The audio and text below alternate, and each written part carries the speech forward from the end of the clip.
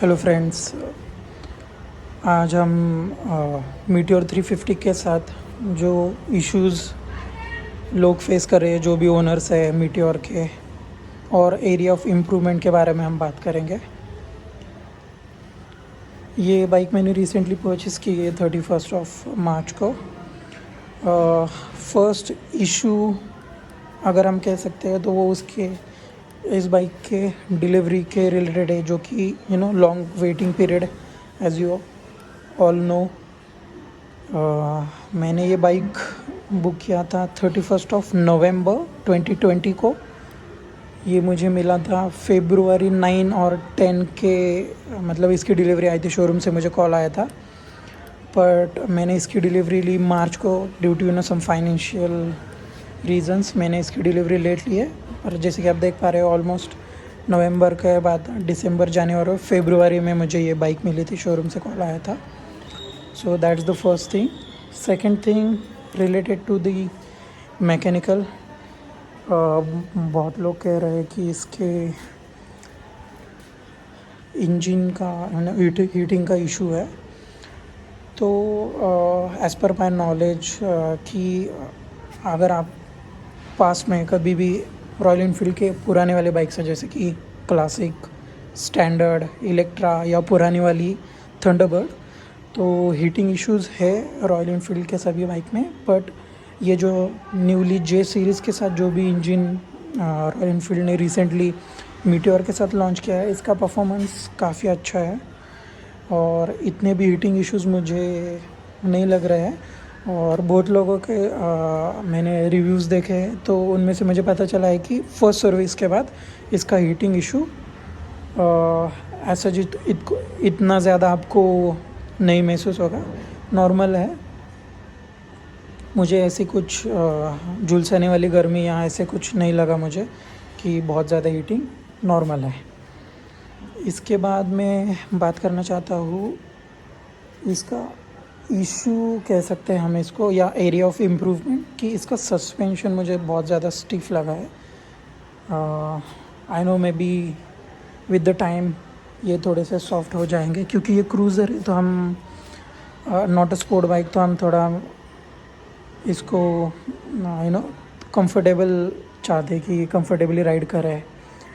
But इसका suspension मुझे stiff लगा है, ये एक इशू कह सकता हूँ। और second issue I am facing is ये जो रियर ब्रेक है, नॉट ऑलवेज बट कभी कभी जब इसको ब्रेक दबाता हूँ तो इसके अंदर से मुझे एक साउंड आता है ऐसा करके। तो यही है, बहुत बार नहीं मुझे सुनाई दिया है, but not always as I have mention earlier, कभी कभी।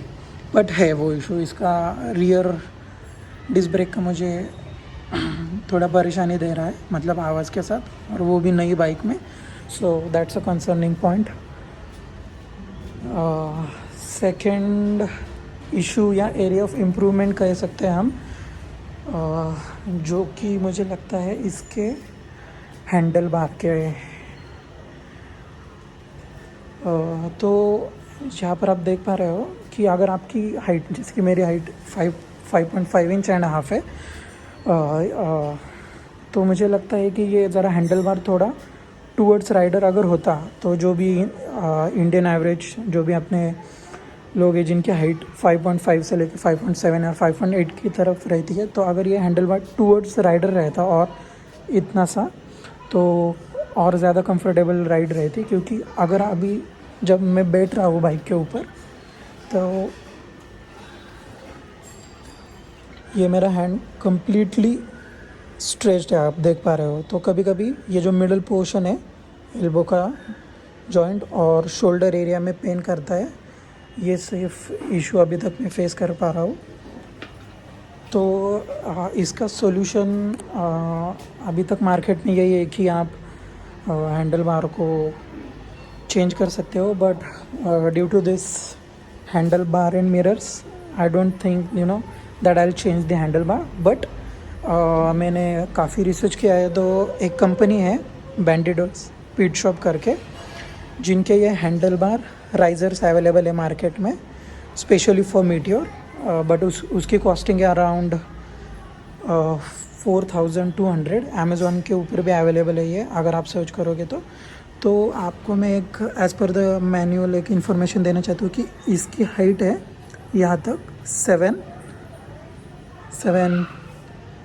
सेंटीमीटर्स। और अगर आप वो बैंडिडो स्पीड शॉप के जो हैंडल बार राइजर्स वो लोगे तो उसकी हाइट एंगुलर 10 के आसपास है, मतलब इतने ऊपर तक आ जाएंगे ये जो एरिया मैं आपको बता रहा हूँ यहाँ तक। और उसकी वजह से थोड़ा हैंडल बार ऊपर आ जाएगा और टूवर्ड्स राइडर भी आ जाएगा। तो मैं सोच रहा हूँ, बट वो काफ़ी महंगा और मुझे ज़रा अभी भी मैं उसके साथ ज़रा सहमत नहीं हूँ कि मुझे वो लगाना चाहिए या नहीं। थोड़ा कन्फ्यूजन में हूँ क्योंकि अभी रिसेंटली परचेज़ किया है बाइक, तो काफ़ी ज़्यादा खर्चा हुआ है और वो थोड़ा मैं उसके बारे में सोच रहा हूँ। So that if I install that थोड़ा मुझे कंफर्ट मिलेगा शोल्डर में। अगर आप DPX व्लॉग सर्च करोगे तो उन्होंने जो कि व्लॉगर है मीटियोर के ओनर है स्टाइल ब्लैक के, DPX करके, आप उनका ब्लॉग जाके देख सकते हो। उन्होंने हैंडल बार चेंज किया है, पुराना थंडरबर्ड का लगाया है। तो मैं सोच रहा हूँ लेट्स सी इन फ्यूचर कि क्या कर सकते हैं, बट आई थिंक कि मैं यही हैंडल बार रखूँगा। I am just thinking of using this quality handle bar from royal Enfield official, जिसकी आप देख पा रहे हो क्वालिटी और पाउडर कोटिंग काफ़ी अच्छी है। So I don't think I will change this. I think I will install that handle bar riser. Let's see क्या होता है। सेकंड थिंग मैं इंस्टॉल करूँगा यहाँ पर थंडरबर्ड के, जो पुरानी थंडरबर्ड आते थे उसके साथ 350X, उसके साथ ये 4 गेटर्स आते थे। तो मैं प्लान कर रहा हूँ कि वो इंस्टॉल करूँ यहाँ पर।